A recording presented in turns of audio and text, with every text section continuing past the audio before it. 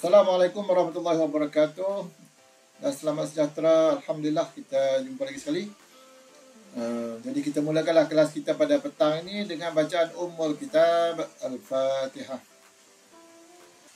Alhamdulillah kita jumpa lagi sekali. Jadi untuk kita teruskan perbincangan kita dalam tajuk yang seterusnya, iaitu tajuk bab 5 tingkatan 4 ni. Okay, kita akan sambung untuk tajuk gelombang.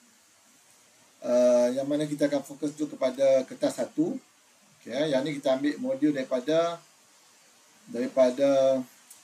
Ticket to Victory daripada Negeri Perak lah, JPM Perak. Terima kasih banyak kepada JPM Perak lah. Okey, mari kita sambung terus. Kita pergi kepada perbincangan kertas yang pertama. Di samping itu juga akan terus terangkanlah maklumat-maklumat ataupun perkara-perkara yang berkaitan dengan tajuk ni. Tajuk ni kita dah belajar berkaitan dengan 4 fenomena gelombang, iaitu pantulan. Lepas tu kita ada pembiasan, kita ada pembalauan, dan juga kita ada lagi interference. Okey, interference. Ini antara yang fenomena-fenomena gelombang yang terlibat dalam tajuk ni. Tapi sebelum tu kamu dah pun belajar jenis-jenis gelombang. Kita ada gelombang melintang dan juga kita ada gelombang membujur. Okey, cikgu terangkan dululah sebelum kita pergi pada perbincangan soalan ni. Kita ada 2 jenis gelombang, yang mana gelombang ini kita pecah pada 2. Yang pertama ialah gelombang membujur dan satu lagi ialah gelombang melintang. Kamu boleh dengar kan ni? Boleh dengar kan? Okey, cantik. So ingat balik untuk gelombang membujur ni, satu je contoh dia. Contoh dia ialah apa? Gelombang bunyi. Tapi kalau gelombang melintang banyaklah. Kita ada gelombang mekanikal. Okey, gelombang mekanikal. Kita ada gelombang air. Gelombang apa lagi? Electromagnetic spectrum ataupun gelombang elektromagnet. Okey, gelombang elektromagnet juga termasuk dalam jenis gelombang melintang. Okay, apa beza antara gelombang membujur dengan gelombang melintang ni? Gelombang membujur, kita nak kaitkan untuk membandingkan antara 2 jenis ni. Yang pertama dari segi arah perambatan gelombang itu sendiri dan juga arah pergerakan zarah. Arah pergerakan zarah. Okey, di antara kedua-duanya, bagi kalau gelombang membujur, dia adalah bergerak secara selari. Gelombang membujur, pergerakan dia adalah antara arah perambatan dan juga arah pergerakan zarah dia adalah berselari. Contohnya kalau gelombang tu merambat ke kanan, maka dia punya partikel-partikel tu dia akan bergerak macam ni. Selari, dan dia juga mungkin boleh berpatah balik lah, sebab dia menghantar gelombang. Gelombang ni dia menghantar tenaga. Ingat, gelombang memindahkan tenaga tanpa memindahkan jirim ataupun atom itu ataupun molekul tu. Dia tak hantar molekul tu pergi sana, tapi dia menghantar tenaga saja. Contoh mudah macam ni lah. Kalau kita kata di gelombang membujur ni, gelombang bunyi itu adalah satu contoh gelombang membujur. Dia akan memindahkan. Kita tengok soalan ni lah, cantik dia punya contoh. Katakanlah dia bunyi di sini ada partikel-partikel. Maka dia akan memindahkan tenaga dia, lepas tu dia akan patah balik. Pindahkan, lepas tu molekul yang sebelah dia akan dapat tenaga, dia pindah pada orang lain lagi. Pindah lagi. Pemindahan ni, nak mudah kamu faham, kamu tengok yang ni. Kamu pernah tengok tak yang ni? Pernah kan? Newton's cradle.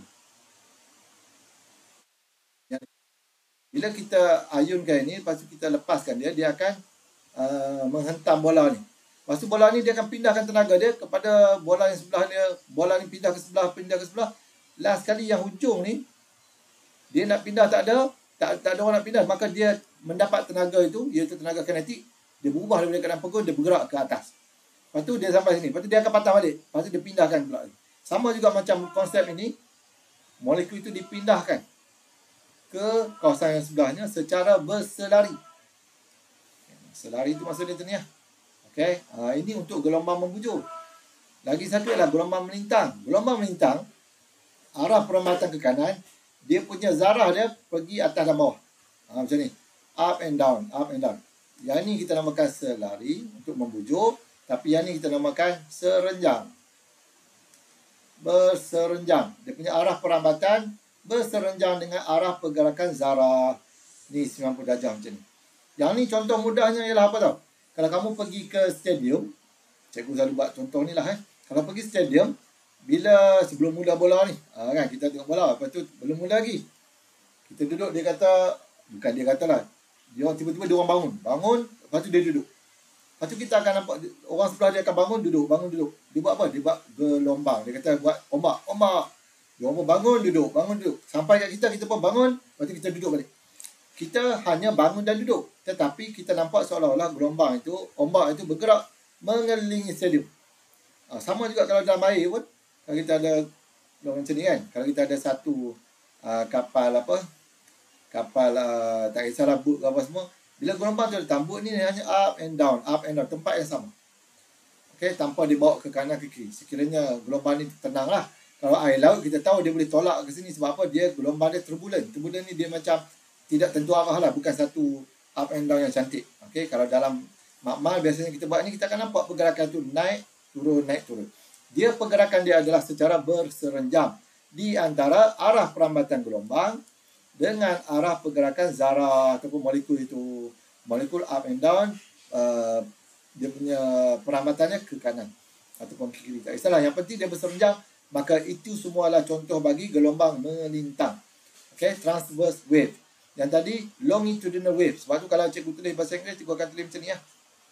Macam ni. Yang ni transverse. Kita nampak macam huruf T kan. Ni terserenjang lah ni, transverse. Melintang. Kalau longitudinal, cikgu tulis macam ni. Macam ni lah, longitudinal. Okay, ini gelombang membujur. Okay, membujur bunyi contohnya. Okay, terus kita bincang pada soalan. Itu sikit banyak pengenalan berkenaan dengan gelombang ni. Okay, mari kita baca soalan ni. Raja satu menunjukkan sebuah tala bunyi yang diketuk untuk menghasilkan gelombang bunyi. Okay, kita dah tahu lah dia gelombang membujur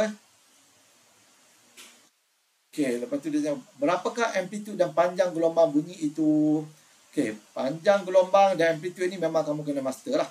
Contoh lagi ialah, kalau kita tengok amplitude, apa itu amplitude? Buat catatan. Amplitude ialah sesaran maksimum dari garisan keseimbangan ataupun dari titik keseimbangan. Contoh, kita ada satu bandul. Kita tarik ke sini. Kita sesarkan dia. Yang ni ke sini ni adalah amplitude dia. Dan kita lepaskan. Dia akan bergerak ke sini dan dia akan bergerak ke sini. Okey. Dari kedudukan A, B dan C, maka dia akan pergi untuk menghasilkan satu ayunan lengkap. Dia akan bergerak daripada A, pergi ke B, pergi ke C, balik ke B, balik ke A. Ini satu ayunan lengkap. Kamu dah belajar dah. Masa tingkatan 1 pun dah buat eksperimen ni. Tingkatan 4 pun buat lagi. Okey, yang ni amplitude ialah sesaran maksimum dari garisan keseimbangan ataupun daripada titik keseimbangan. Dan bila kita ayunkan dia akan menghasilkan pergerakan, yang mana pergerakan ini menghasilkan bentuk gelombang. Katakanlah inilah A, inilah B, inilah C. So kalau kita tengok daripada A dia akan pergi sini, lepas tu dia akan pergi B, lepas tu dia akan pergi C, lepas tu patah balik ke B, patah balik ke A, lepas tu patah balik ke B, pergi ke C, balik ke B. Inilah dia. Kan dia akan membentuk satu bentuk gelombang. Sebab tu dia kata ayunan sama ada kiri dan kanan bandul ini, ataupun yang up and down macam spring tu.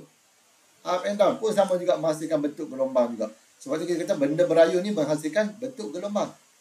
Dalam kes ni, kita dah tahu amplitude tu kalau kat sini garisan tengah, dia bagi kat sini 12 mm. 12 mm itu ialah daripada maksimum ke maksimum. Daripada hujung ni sampai ke hujung ni. Contoh, ni 12 mm. Bermaksud kat sini 66 lah. Sebab dia bagi 2 kan. So, jawapan dia untuk yang ni adalah dia punya amplitude dia adalah 6 mm. Panjang gelombang pula, dia adalah daripada mampatan ke mampatan yang berturutan. Kalau kat sini dia ada 2 lambda ni. Panjang gelombang adalah lambda. So, kita ada 2 lambda. 2 lambda sama dengan 240 mm.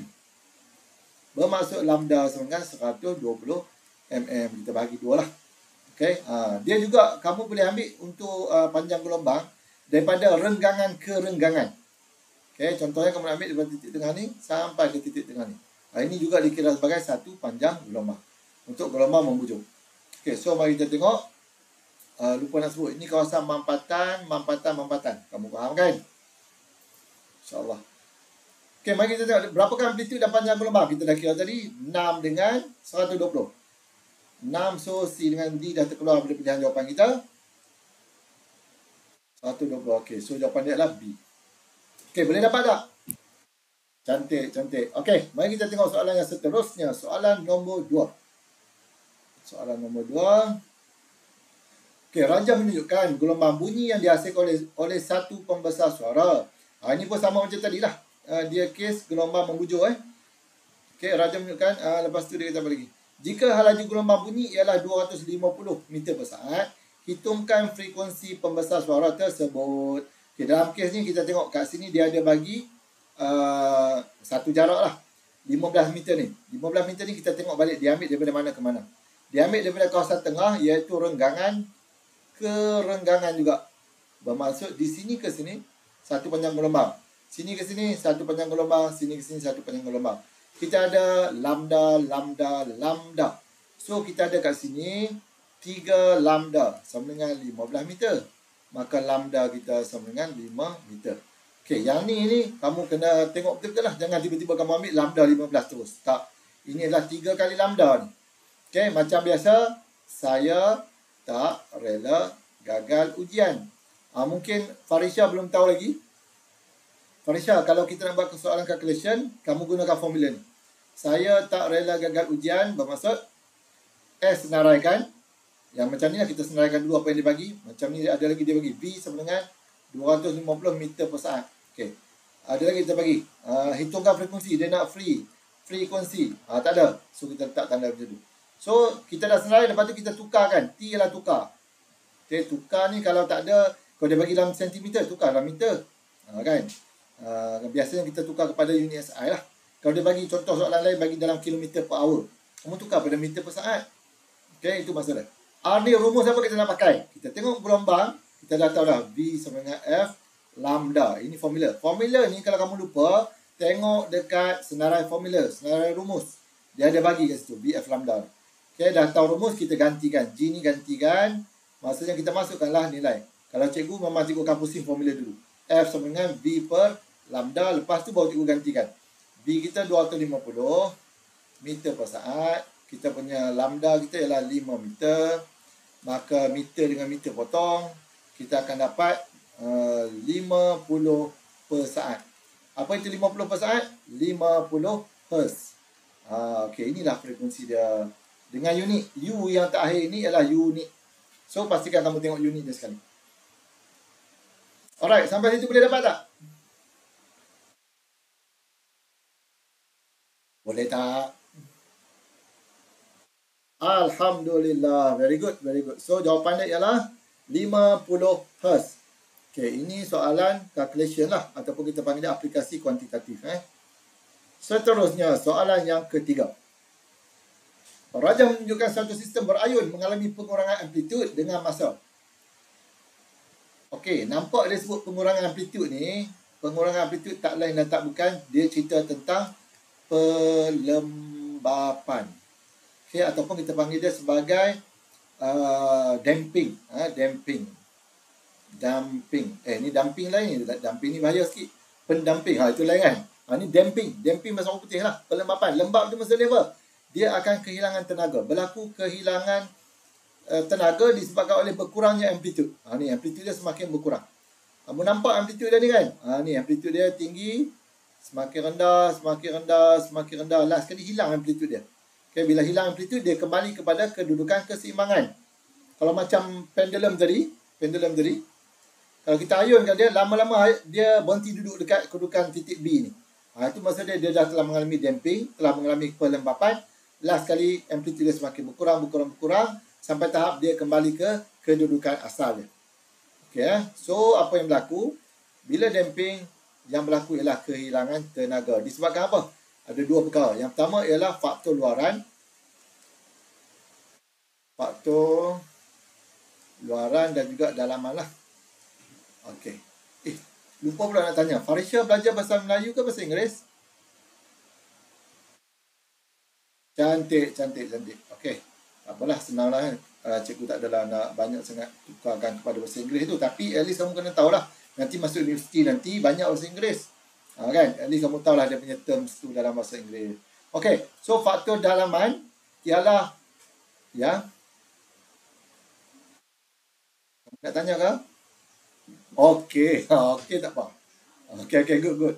So, faktor dalaman ni apa? Faktor dalaman ni disebabkan oleh dalam tali ke, dalam spring ke, dalam apa semua, dia ada molekul-molekul yang bekerja, dia boleh menarik dan memampat. Okey, sama-sama dia ada daya ikatan, daya tarikan kan?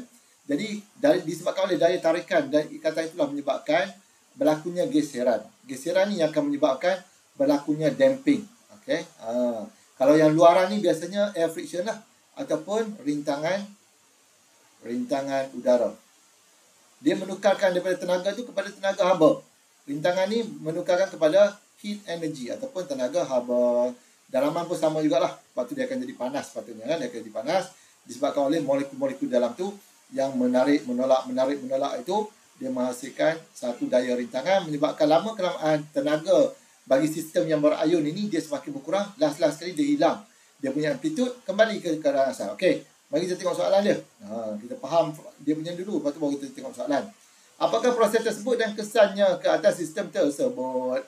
Proses dia pelembapan, ya betul, pelembapan. Rezonan bukan, pelembapan. Kita dah tahu dah proses dia.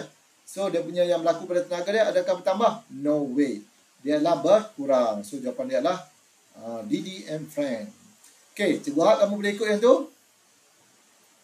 Boleh tak? Alright. Alhamdulillah. Sekejap, cikgu takut ada yang masuk lagi. Firda, Farisha dengan Syafiah. Okey, cantik. Okey, sambung balik. Soalan seterusnya. Okay, Raja 4 menunjukkan bundle button. Sebenarnya button ni, button pendulum. Okey, bundle button yang terdiri daripada 4 bundle yang diikat dengan tali. Apabila X disesarkan dan dilepaskan, bundle manakah yang akan berayun dengan amplitude maksimum? Yang ni dia dah masuk tajuk resonance. Apa itu resonance? Resonance ni maksudnya dia akan berlaku dua perkara. Yang pertama, bila mana frekuensi luar, kita panggil dia, mungkin satu lagi kita panggil dia sebagai ayunan paksa. Ayunan paksa ni maksudnya ada daya luar yang dikenakan sama dengan frekuensi asli. Okey. Lepas tu apa yang berlaku? Dia akan berayun pada amplitude maksimum. Okey, ini akan berlaku bila berlaku rezonan, yang mana kalau ada satu daya luar ataupun ayunan ataupun daya paksa, kita panggil dia ayunan paksa, sama dengan frekuensi asli dia, maka sistem tadi dia akan mula berayun pada amplitude maksimum. Sebab apa? Dia boleh pindahkan tenaga. Okey, contoh mudah cikgu bagi ni. Kita ada dua tala bunyi. Okey, ini kita ada tala bunyi.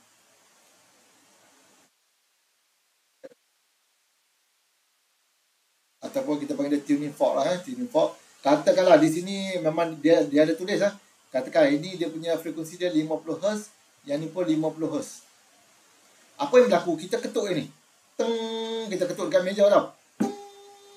Macam tu. Maka kita akan nampak dia bergegar ni. Ni dia bergerak. Bergerak. Kenapa? Dia bergetar. Bergetar menghasilkan bunyi. Vibration produce sound wave. Okay, bila dia bergetar, kita pergi letak dekat dengan 50 Hz yang satu lagi ni. Tanpa menyentuh. Jangan sentuh. Letak tepi je. Letak tepi. Tiba-tiba yang ni pula bergetar. Mana datang? Bila yang ni bunyi kuat, yang ni akan bunyi perlahan. Katakan ni tuning fork A, ni tuning fork B. Yang A bunyi dia perlahan, yang B pula tiba-tiba bunyi kuat. Padahal tak sentuh pun. Tak ketuk pun dia. Tapi dia bunyi. Kenapa? Kerana tenaga itu dipindahkan. Disebabkan oleh ayunan paksa tadi daripada luar yang sama dengan frekuensi asli dia. Yang ni 50 Hz. Yang ni pun frekuensi asli dia 50 Hz, maka tenaga itu dipindahkan. Bila dia dapat tenaga, dia juga akan start to vibrate. Vibrate dengan apa? Berayun, bergetar pada amplitude maksimum. Okay, nampak kan? Bila dia bergetar dengan amplitude maksimum, lepas tu dia akan perlahan balik. Macam tadi lah, mungkin ada damping. Tapi yang ni pula akan bunyi balik. Dia main pindah-pindah tau. Dia boleh pindah-pindah. Sampailah last sekali dua-dua berhenti bunyi lah. Sebab apa? Sebab berlaku kan dia kat udara kan. Bila kat udara dia adalah rintangan luar tu. Bermaksud dia akan pindahkan tenaga bunyi kepada tenaga haba lah. Dah kali hilang berlaku pelembapan. Okay, sama juga macam ni, X ni bila kita ayun dia maksimum, maka keempat-empatnya akan berayun. Dia akan berayun semua sebab dia guna benang kan. Tenaga dipindahkan semua. Tetapi yang mana yang paling besar ayunan dia?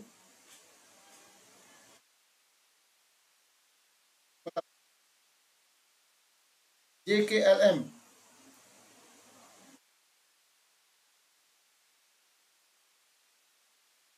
J, okey, yang J kecil ni.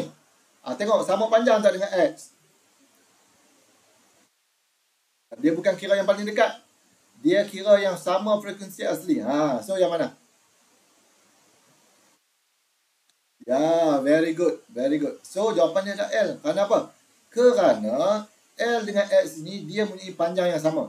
Kamu kena ingat balik. Masa tingkatan 4 dulu ataupun masa tingkatan 1, kamu buat eksperimen ni. Eksperimen bandul ringkas. Kan? Simple pendulum. Kamu pun ayun. Kawan kamu pun buat 20 cm, 40 cm, 60 cm, 80 cm, 100 cm. Kan? Kamu buat ayun lepas. Kamu pun ambil masa. 1, 2, 3. 1, 2, 3. Sampai 20 ayunan, kamu pun tekan jam randik. Cikgu Hassan memang semua buatlah yang tu. Okey, eksperimen tu bila kamu buat, sepatutnya katakanlah 20 cm. Kamu dapat, katakanlah, cikgu tak pastilah berapa ni, 20 cm dia laju lah. Kalau laju katakanlah 30 Hz. Contoh cikgu tak tahu berapa laju dia, berapa frekuensi dia. Contoh kita ambil 30 Hz. Lepas tu 40 cm. Contohlah dia jadi 15 Hz. Contoh. Dia lagi panjang, lagi slow dia punya bandul kan, nak cukupkan 20 ayunan. Sebenarnya kalau kumpulan A buat dia dapat 20 cm itu dia dapat 30 Hz, kumpulan B yang orang lain, kumpulan lain, kawan kamu punya grup buat 20 cm, sepatutnya dia mesti dapat hampir 30 Hz juga. Tak boleh lari jauh. Sebab panjang yang sama, dia akan menghasilkan frekuensi yang sama. Frekuensi itu yang kita panggil dia sebagai frekuensi asli. Okay? Contohnya bahan-bahan kita ni, kaca ke apa ke, dia ada frekuensi asli dia sendiri. Konkrit ke, dia ada frekuensi asli dia sendiri. Sebab tu bila sampai satu tahap, contohnya macam kaca, apa nama dia? Cawan kan? Cawan yang yang biasa boleh pecah ni, cawan tu lah. Cawan wine tu, kan? Kita jarang guna lah. Cawan wine yang kaki dia macam tu kamu tahu lah. Ni kan, yang nipis je kan? Yang ni ada orang boleh gunakan suara dia boleh pecahkan. Kan? Pecahkan ni. Kerana apa? Kerana bila dia menyanyi dekat sini, kalau cikgu kompol tak boleh lah. Kalau kamu nak tahu suara macam mana boleh pecahkan macam ni. Cubaan suara. Sekejap. Cubaan suara. Cubaan suara 1, 2, dan 3. Kenapa rosak lah? Mic test. Cubaan suara. Cubaan suara 1, 2, dan 3. Mic test. Kamu dengar suara Cik Mang tak?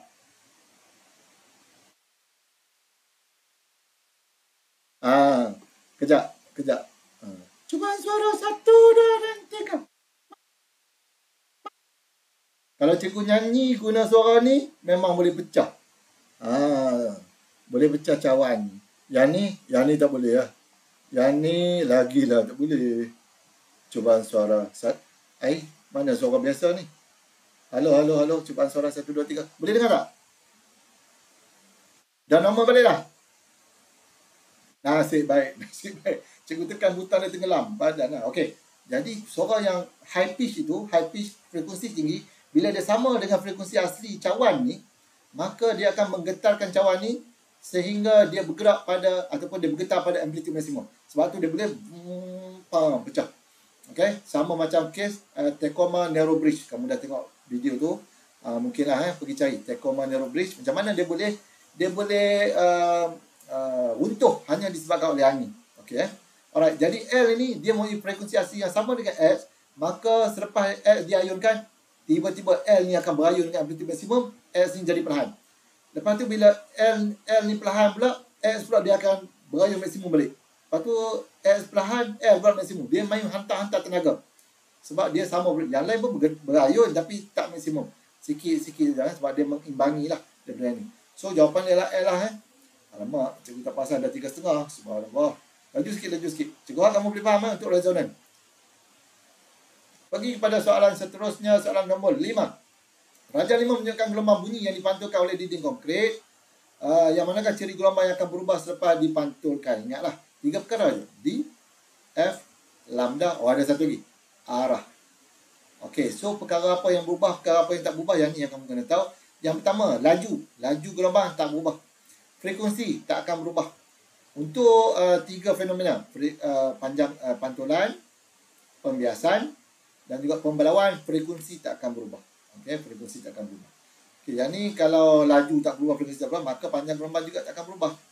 Yang berubah adalah arah. Okey, arah dia pantul, tengoklah. Kalau sini datang macam ni, dia pantul balik ke sini. Kan? Tengok sama dia satah membulat ke, dia gelombang satah ke, gelombang membulat ke, dia akan pantul balik. Okey, inilah dalam untuk pantulan. Amplitude kita jarang bincangkan untuk tajuk pantulan ini, tapi kita anggap amplitude dia sama dengan anggapan tiada tenaga terhilang lah semasa dia pantul itu. Kecuali permukaan yang ni tak cantik, tak rata, dia akan terhilang. Sebab tu macam rumah kita yang kita dah ada barang semua ni, kita cakap dia tidak terlalu, orang kata apa, tidak terlalu bergema kan. Selain daripada, selain macam rumah kita yang baru kita masuk tanpa ada apa-apa tu, kamu nak cakap pun tak boleh, tak faham. Sebab apa? Dia reflection of wave. Kamu akan dengar bunyi macam-macam. Okey, seterusnya, jadi yang berubah hanyalah arah lah. Panjang gelombang tak berubah, arah, yes, arah berubah, laju tak berubah, frekuensi tak berubah. So jawapan dia adalah B. Seterusnya, soalan nombor 6. Raja menunjukkan seorang pendaki sedang menjerit di sebuah lurah. Muhammad ni tak ada kerja ni. Dia mendapati jeritannya didengar kembali dalam masa 4 saat. Oh, baguslah dia nak test ni. Dia jerit, lepas tu 4 saat dia dengar balik bunyi echo. Bunyi suara dia lah. Dia buat bunyi tazer ke apa, tak kisahlah. Lepas tu dia dengar balik selepas 4 saat.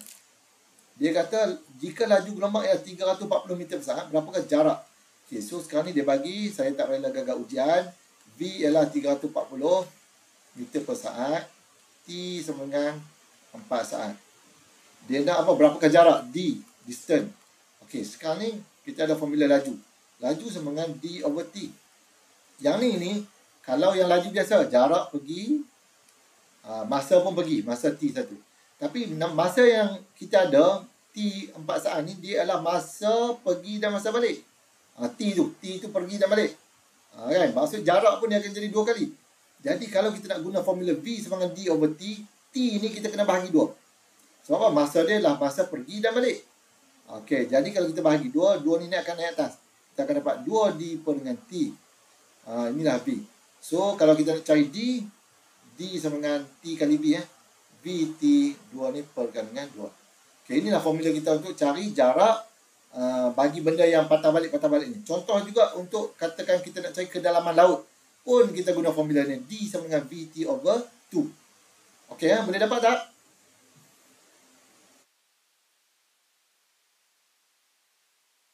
Alhamdulillah. Jadi kalau dah dapat, masukkanlah nilai, kita gantikan D sama dengan VT per dengan 2. V kita adalah 340, T kita adalah 4, ni adalah 2.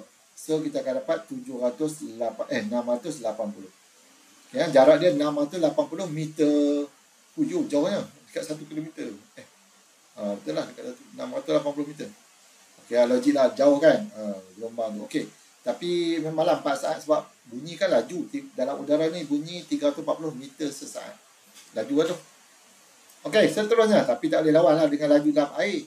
Sebab tu bunyi ultrasonik dalam air lebih kurang 1500 meter per saat.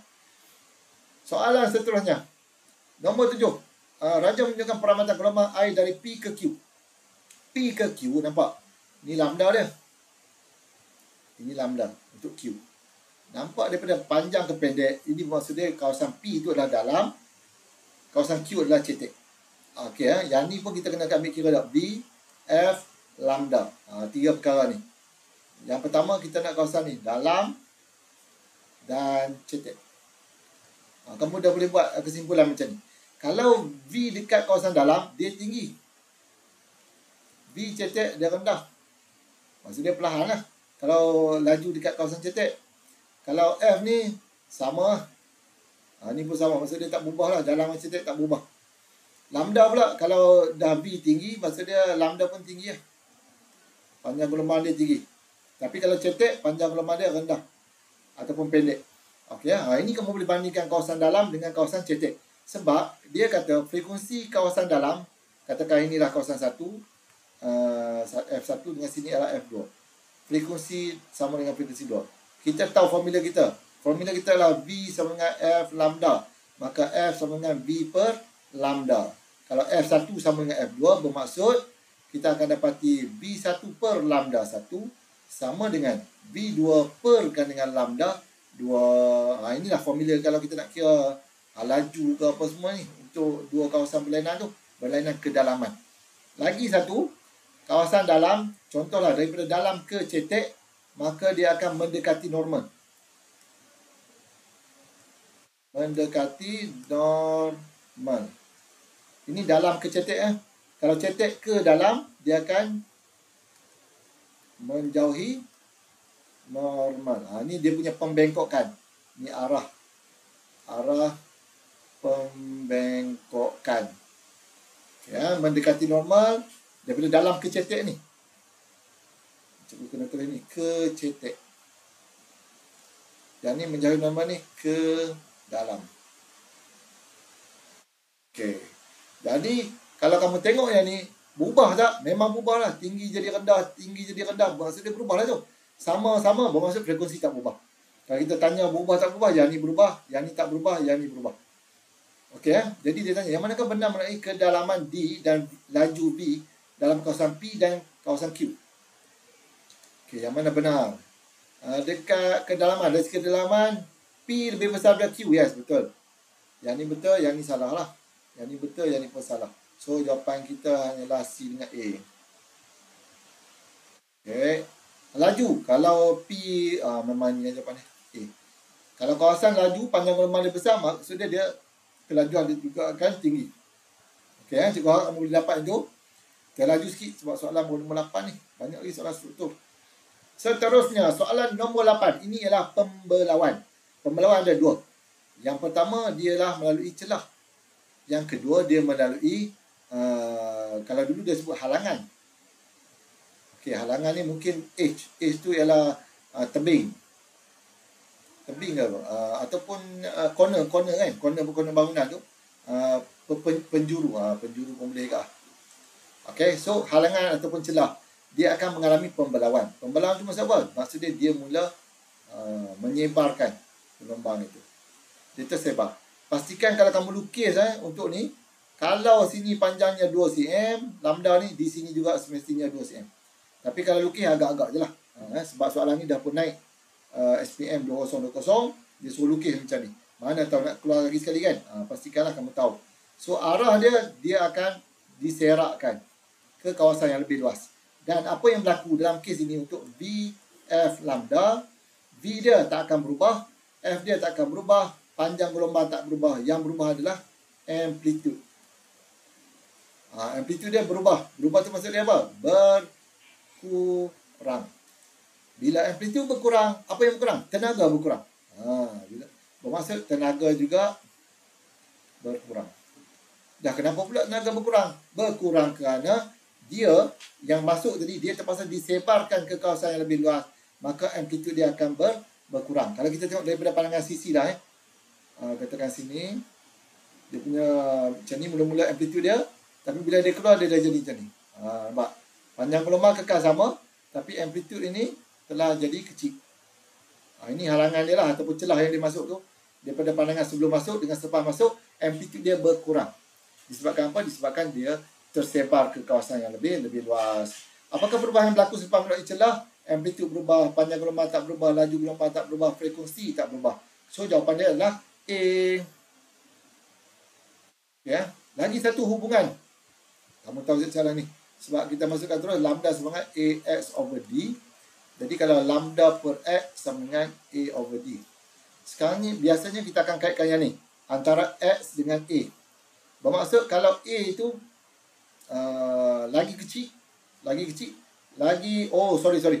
Yang ni silap ni. Bukan tajuk ni. Tak boleh. Yang ni untuk tajuk interference. Sorry. Cuma cikgu nak sebut panjang gelombang. Panjang gelombang dengan saiz celah. Dia ada dua faktor. Yang pertama ialah panjang gelombang. Satu lagi ialah saiz celah. Okay, ingat kalau panjang gelombang bertambah, maka kesan pembelauan ketara. Kesan ketara. Lepas tu kalau saiz celah kecil, kesan pembelauan juga ketara juga. Obvious. Maksudnya lebih jelas kelihatan. Sekiranya saiz celah dia kecil, kesan dia akan lebih ketara. Kalau panjang gelombang dia besar, dia juga kesan dia akan lebih ketara. Okey yang ni juga sebut ni. Bukannya AS tu, yang tu silap. So panjang gelombang, kalau lagi besar panjang gelombang, lagi mudah benda tu terbelau.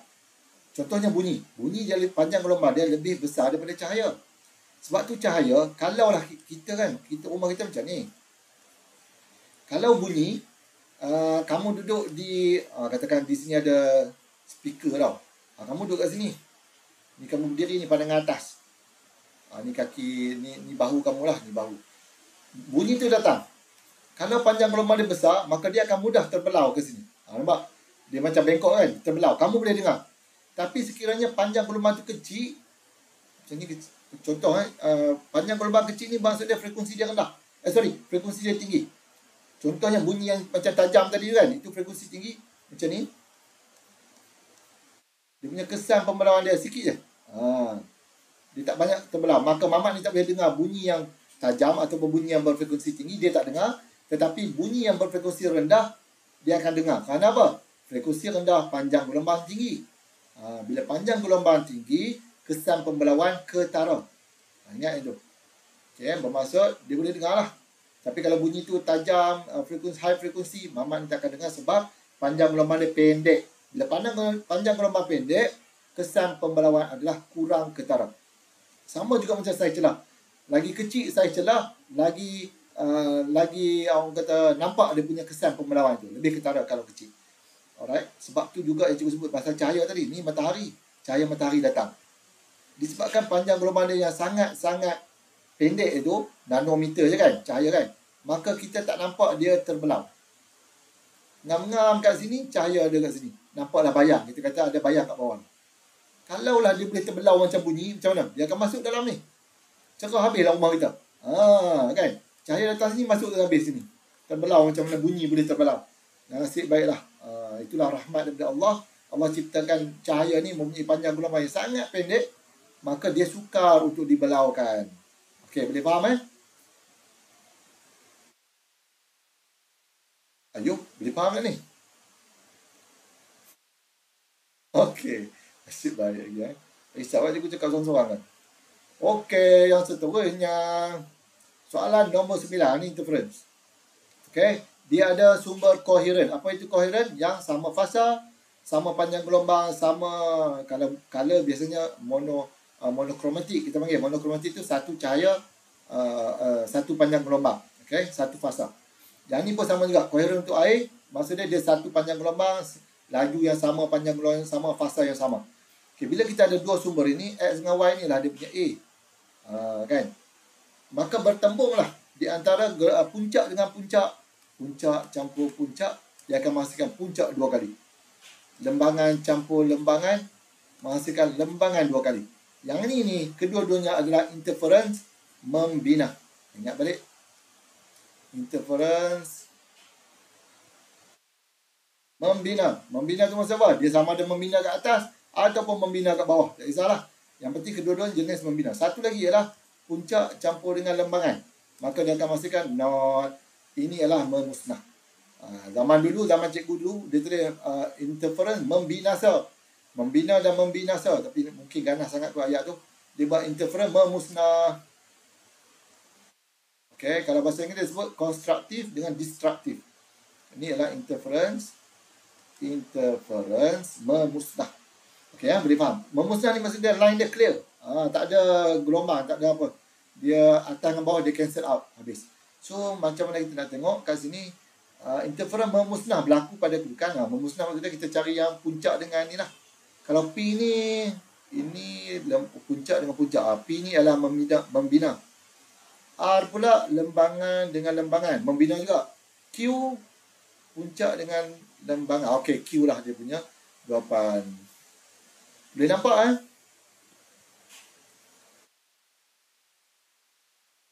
Boleh nampak tak? Alhamdulillah. Alhamdulillah. Alhamdulillah. So, jawapan dia. Okey, laju sikit, laju sikit. Allah Akbar, 15 minit. Manakah antara berikut merupakan gelombang elektromagnet? Gelombang elektromagnet macam biasa kita hafal.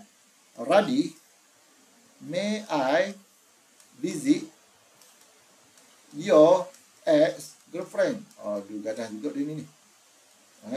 Dulu cikgu sebut lah. Dulu cikgu sebut kan. Real man in violet under extremely gorgeous tu kan. Itu ayat tu internet juga tu. Yang ni ada sahabat kita daripada YouTube dia bagi. Dekat video cikgu dia komen dia tulis, boleh cikgu boleh juga guna benda ni. Baguslah. Cikgu ambil yang ni. Radi, may I visit your ex-girlfriend? Okey lah, boleh lah cantik. Yang pertama apa? Radio wave. Lepas tu kita ada microwave. Lepas tu kita ada infrared. Inframerah. Lepas tu kita ada visible light. Ataupun cahaya nampak. Lepas tu kita ada ultraviolet. UV lah. Lepas tu kita ada X-ray. Dan juga X-ray. Dan juga kita ada gamma ray. Okey, gamma ray. Jadi visible light ni kita pecah lagi. Michael Jackson kena hantar balik India Utara. Ataupun budak sekarang dia uping-iping kan. Mari jual kacang hijau bersama Ipin Upin. Tak kisahlah. Yang ni juga tajuk ni kita belajar dalam tajuk kuantum fizik. Okey, berkenaan dengan kuantum cahaya kan. Kamu kena ingat dua perkara yang agak penting. Yang pertama adalah panjang gelombang. Lagi naik ke atas, radio wave ni yang mempunyai panjang gelombang yang paling tinggi. Dia bertentang dengan frekuensi. Frekuensi lagi panjang gelombang, lagi rendah frekuensi. Jadi yang paling rendah frekuensi adalah radio wave lah. Sebab panjang gelombang dia besar. Kan? Tapi yang paling tinggi dia punya frekuensi adalah gamma ray. Sebab tu dia boleh tembus mata ni. Kan? Kita dah belajar gamma ray dalam tajuk nuklear fizik. Macam mana dia boleh tembus kertas lamba, aluminium tembus, plumbum baru sangkut. Kan? Kita kena tahan dengan plumbum untuk gamma ray. Okey, C. Dia semua ni bergerak pada laju cahaya, iaitu 3.0 kali 10^8. Ini adalah ciri-ciri sepunya bagi electromagnetic spectrum, kita panggil spektrum elektromagnet. Semua ni bergerak pada laju cahaya, yang mana dia kalau ikutkan, kalau teori, kita kata teori klasik tu, dia tidak ada ni lah, tidak ada jisim sebab dia gelombang kan. Cahaya lah, cahaya pun termasuk dalam ni yang kita boleh nampak. Ini je yang kita boleh nampak. Okey, dan dia semua ni merupakan sejenis gelombang melintang. Okey, boleh bergerak di dalam vacuum. Itu semua ciri-ciri dia tu. Boleh bergerak dalam vacuum, boleh bergerak pada kelajuan cahaya, lepas tu bergerak tanpa medium, kan? Alright. So, manakah antara berikut merupakan gelombang elektromagnet? Gelombang radio yes, sinar gamma yes, cahaya nampak yes, ultrasonic no. Ultrasonic adalah gelombang bunyi. So, jawapan adalah 1, 2 dan 3. So, jawapan adalah C. Okey, tak boleh nak terang lama sangat lah tajuk ni. Sebab apa? Kita banyak ribah ni. Mari kita pergi pada soalan yang seterusnya. Kertas 2 bahagian A. Rajah menunjukkan pembesar suara yang bergetar menghasilkan gelombang bunyi di udara. Sama macam tadi lah. Tandakan tik bagi jawapan yang betul dalam ruangan di bawah. Gelombang bunyi ialah gelombang membujur. Okey, 1 markah. Walaupun 1 markah, pastikanlah betul lah. Soalan macam ni, kalau tak tahu sekalipun, tembaklah. Jangan biar kosong. Nak tik je pun, kan? Kalau kamu biar kosong, Allah Rabbi, rugilah. Kalau kamu tembak, 50% chance untuk kena. Kan? Tembak lah kalau tak tahu. Tapi kalau tahu lagi, lebih baik. Okey, seterusnya. Berpandukan pada Raja 1, namakan kawasan X. X ni apa? Ini adalah kawasan mampatan. Mampatan. Ataupun compression. Kawasan mampatan. Dah dapat 1 markah. Seterusnya. Tandakan satu jarak pada Raja 1 dengan simbol lambda yang bersamaan dengan 1 panjang gelombang bagi gelombang bunyi tersebut. Jadi kita ambil lah yang macam cikgu sebut tadi. Dia adalah daripada mampatan ke mampatan yang berturutan ataupun yang bersebelahan. Ni. Inilah lambda. Jangan lajak sampai sini. Sampai yang kedua ataupun lajak sampai ke tengah ni. No. Dia adalah daripada kawasan mampatan ke mampatan atau renggangan ke renggangan. Inilah lambda. Sama jarak. Okey, boleh dapat yang tu? Alhamdulillah. Okey, soalan seterusnya. Jika frekuensi bunyi di dalam Raja 1 ditingkatkan, apakah yang berlaku kepada laju bunyi? Bila kita tingkatkan ni, laju akan bertambah juga. Frekuensi bertambah, laju dia juga akan bertambah. So, kita akan katakan apa? Bertambah. Cikgu, 1 perkataan boleh ke? Boleh. 1 perkataan, 1 markah. Okey, tak perlulah kamu nak tulis. Jika frekuensi bunyi di dalam ditingkatkan, maka yang akan berlaku seterusnya ialah laju bunyi juga akan bertambah.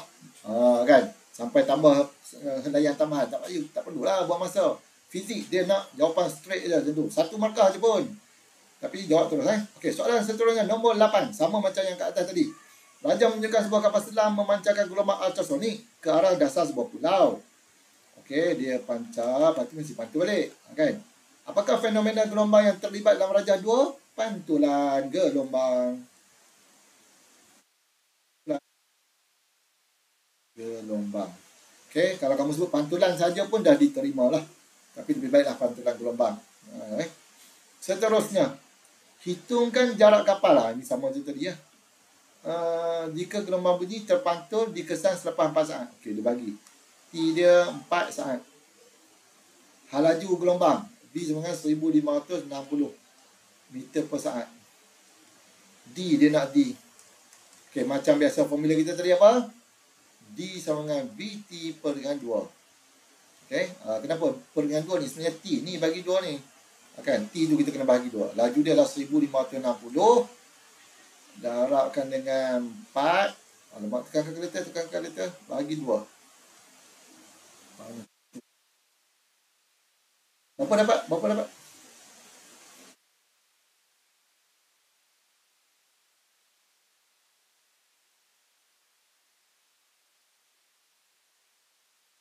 Tiga, 120. Unit dia?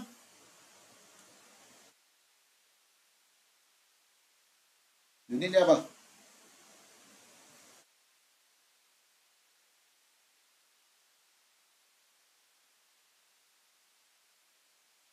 So, unit dia adalah meter kedalaman kan? Ataupun jarak kan? Jarak meter lah. Sebab tu cikgu tulis ni, meter per saat ialah untuk laju. Masa dia saat. Jadi saat dengan per saat, potong. Tinggallah meter. So, unit dia adalah meter. Alright, cikgu harap kamu boleh dapat yang tu. Seterusnya, soalan B. Jadual 2 menunjukkan 4 ciri-ciri dewan PQR dan S yang berbeza. Okey, kita ada PQRS. Kita ada permukaan dinding dan juga jarak di antara dua pembesar suara. Okey. Sekarang ni sebelum kita nak buat pilihan, sebab dia kata apa ni, anda ditugaskan mencari dewan yang paling sesuai untuk mengadakan sebuah konsert amal di kawasan kamu. Permukaan dinding dan juga jarak. Okey, yang pertama permukaan dinding. Kita nak pilih yang mana? Sebab kita nak buat konsert ni. Konsert amal aku mungkin buat macam selawat-selawat aku takkan buat konsert rock. Okey. Bermaksud kita bila kita nak tengok dia ada dua jenis dinding, sekata dengan tak sekata. Okey, kamu nak pilih yang mana?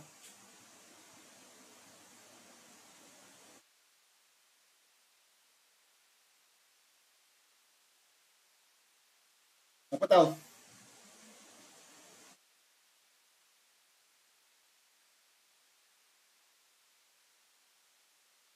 Okey, maksudnya kamu nak gelombang tu datang, dia pantul. Datang, pantul terus. Pantul dengan sekata. Nak tak pantulan? Soalan dia, kita nak tak pantulan?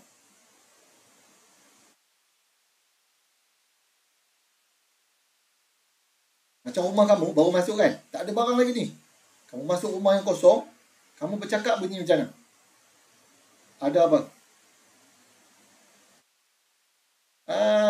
Sonok tak bergema tu? Tak sonok kan? Kau tak sonok. Jadi dewan yang kita nak cari, kita tak nak yang flat punya apa dinding. Dinding memang nampak flat, tapi ada benda yang dia letak kat situ. Antaranya dia letak span. Antaranya dia letak benda yang macam bergerigi-gerigi sikit.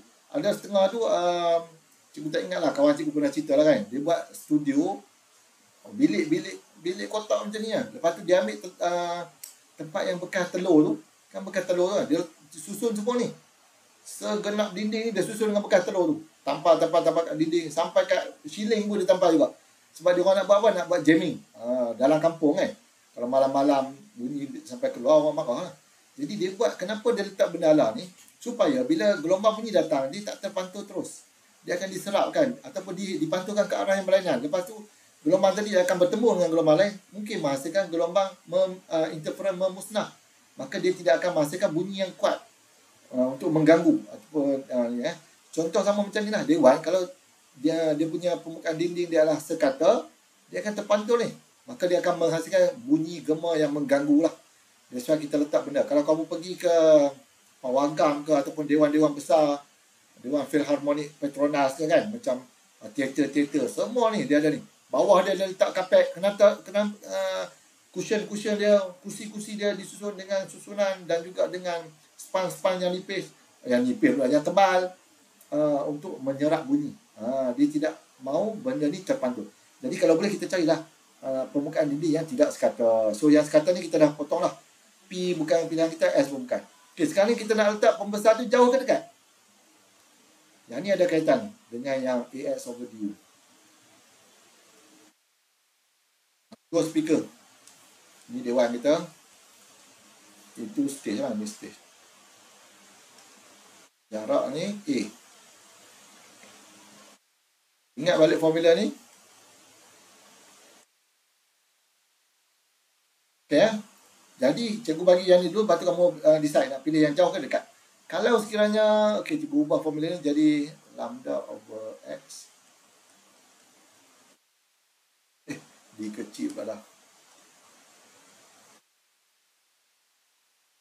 Okay, sekarang ni, bila kita letak dua speaker, dia akan menghasilkan gelombang. Sini pun akan menghasilkan gelombang. Lepas tu dia akan interference. Interference tu dia akan menghasilkan line-line. Line-line yang kita namakan nodal dan juga antinodal. Ingat balik antinode lah, antinode. Cikgu tak tahu bahasa Melayu dia antinodal. Antinode maksudnya. Antinode dengan node. Ke nodal. Aduhai subhanallah, tak ingat pula. Tak apa, kamu cari balik. Antinode ini bermaksud dia bunyi dia ialah gelombang interference membina. Membina. Yang ni ialah interference membina. Yang nodal ni cikgu panggil node memusnah. Node tu apa maksud? Node ni macam ni lah. Yang tadi kita bincang, yang bawah satu atas satu macam ni. Lepas tu dia akan hilang. Kan? Maksudnya dia akan, kalau kamu pergi hospital kan, tengok orang nadi dia. Tu maksud dia flat tu, innalillah lah. Betul tak? Okay. Jadi yang nodal ni maksud dia kawasan yang tidak ada gelombang. Maksud dia clear. Kalau bunyi, maksud dia tak ada bunyi lah. Sebab dia kawasan memusnah. Jadi kawasan ni, dia akan menghasilkan kawasan-kawasan yang mana kita ukur. Katakanlah kawasan ni bunyi dia kuat. Kawasan ni bunyi dia lemah. Kawasan ni bunyi dia kuat. Kawasan ni bunyi dia lemah. Ni bunyi dia kuat. Ni. Kawasan kuat ke kuat yang ni betul-betul ni nama dia X. Jadi sekiranya, kalau kamu tengok formula, kalau X dia besar, maka A dia akan jadi kecil. Okay. Sebenarnya A yang mempengaruhi X. Kalau A dia kecil, X dia akan jadi besar. Ni A ni, kalau kita akan letakkan speaker ni rapat-rapat, maka K dengan K ni, contohnya, sini kuat, sini kuat. Orang kat tengah-tengah ni, kalau dia beratur kat sini, tak dengar dah. Ni kuat, ni kuat. Sebab K dia jauh. Kuat ke kuat yang betulan adalah jauh. Yang kita nak, semua orang yang berada di dalam dewan ni boleh dengar. That's why, speaker kita kena letak jauh. Bila A ni kita besarkan, maka X ni akan berkurang. Maksudnya, K dia akan jadi rapat. Bila rapat, lebih ramai orang yang akan dapat dengar bunyi yang kuat. Okay, sebab tujuan kita nak bagi orang semua dengar lah. That's why kalau kamu tengok dalam dewan sekolah pun, dia memang susun jauh-jauh. Dia takkan susun dekat-dekat ni antara dua speaker. Okay, boleh faham Boleh faham tak? Okay, Alhamdulillah. So kita nak pilih yang dekat ke yang jauh?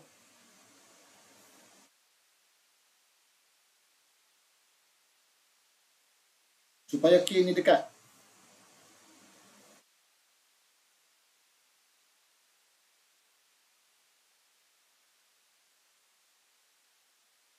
Supaya X kecil, kalau X kecil bermaksud kita kena pilih A yang besar lah. Kan? Maksudnya kita kena pilih yang jauh. So pilihan kita adalah Q lah. Alright, jadi kita pun isi kat sini.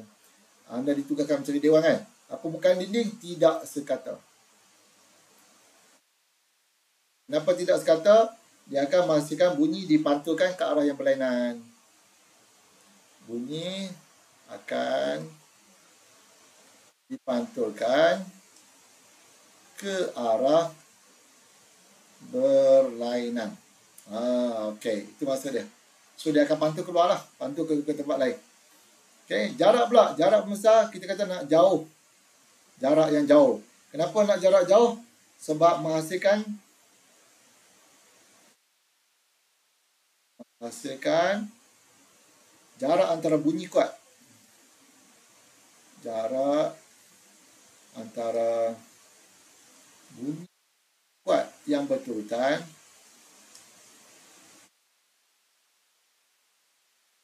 yang ni sebenarnya X lah, yang kecil. Yang kecil tu maksudnya bila ramai, bila dekat, bermaksud ramai yang akan boleh dengar bunyi kuat. Kuat, perlahan kan. Jadi yang kuat tu akan ramai yang boleh dengar. Berbanding dengan dia kuat, perlahan tu jauh, lepas tu baru kuat balik. Yang tu kita tak nak lah. Ramai yang orang tak dapat dengar nanti bunyi yang clear. Alright, jadi itulah sebabnya kita kena pilih A yang jauh. Lepas tu dah sekali soalannya adalah berdasarkan jawapan kamu, dewan mana yang paling selesai? Kita nak dewan Q. Kan? Itulah dia, kita dapat lagi satu markah. Okey, sampai cakap tu boleh ikut tak? Alhamdulillah. Jadi selesailah tugasan kita ini. Daripada apa yang kita bincangkan tadi. Untuk tajuk gelombang ini. Okay, kita bincang secara mungkin kita tak boleh nampak simpul secara keseluruhan. Sebab apa? Dia pergi all over the place kan. Banyak tempat, banyak tajuk yang kita termasuk. Cuma ada juga yang kita tak terangkan secara detail, iaitu pantulan ada, pembiasan, pembelauan. Pembiasan pun kita tak buat calculation. Patutnya dia ada calculation yang cikgu bagi formula tadi. F1 sama F2, maka V1 per lambda 1 sama dengan V2 per lambda 2. Itu untuk pembiasan daripada kawasan dalam ke kawasan cetek.